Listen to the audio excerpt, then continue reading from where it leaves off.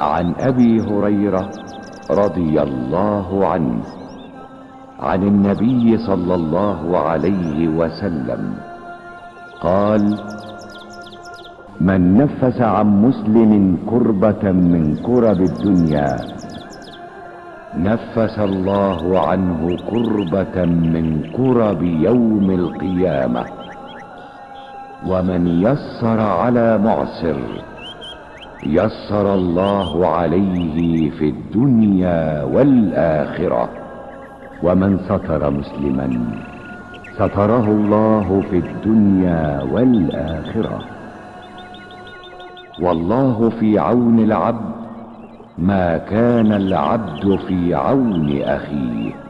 ومن سلك طريقا يلتمس فيه علما سهل الله له به طريقا إلى الجنة.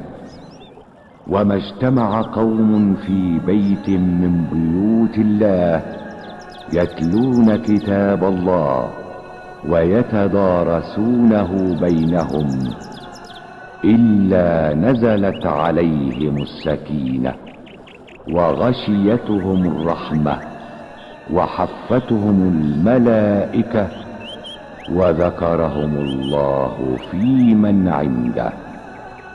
ومن بطأ به عمله لم يسرع به نسبه. رواه مسلم بهذا اللفظ.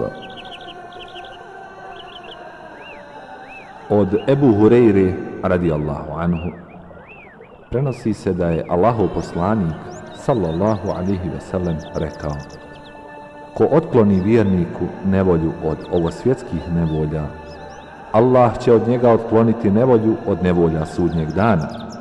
Ko olakša onome ko je u teškoći, Allah će njemu olakšati na ovom i budućem svijetu. Ko pokrije muslimana, pokriće njega Allah na ovom i na onom svijetu. Allah je na pomoći robu, dok je on na pomoći svome bratu. Ko se uputi stazom da na njoj traži znanje, Allah će mu olakšati put do dženneta.